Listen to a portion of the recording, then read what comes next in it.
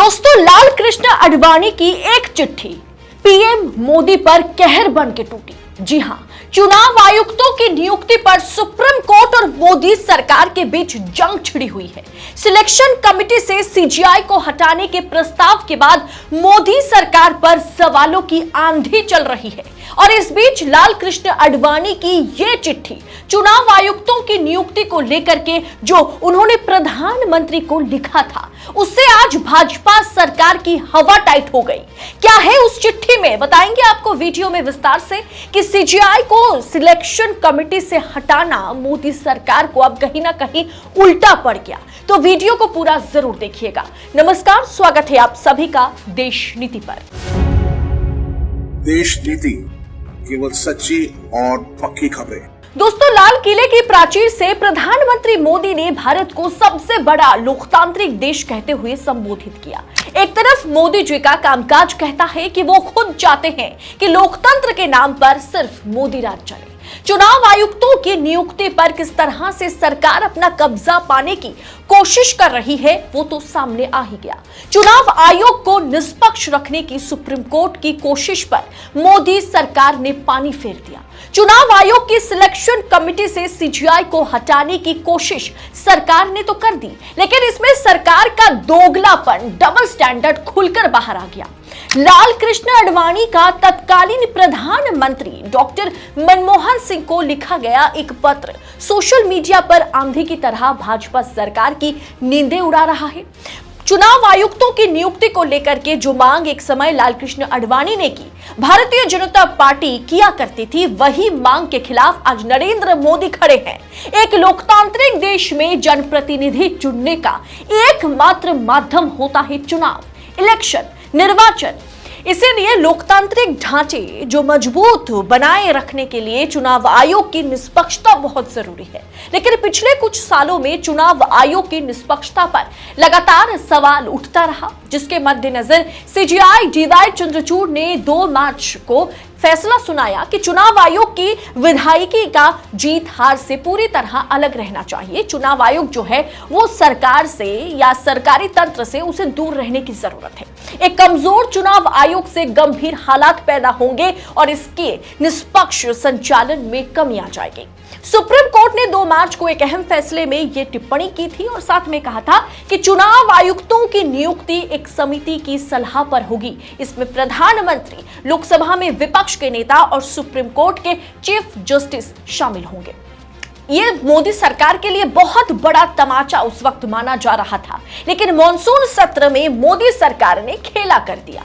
Bill ला करके supreme court के फैसले को सरकार ने पलट दिया।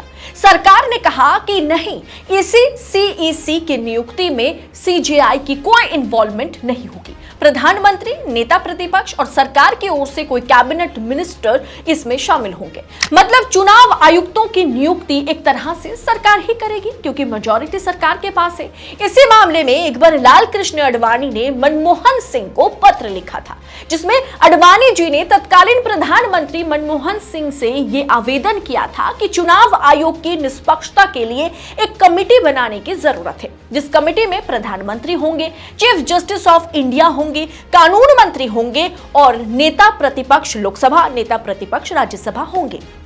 कानून मंत्री को छोड़ करके सुप्रीम कोर्ट ने भी लगभग इसी तरह का फैसला सुनाया, मगर अब बीजेपी सरकार खुद अपने जाल में फंस चुकी है।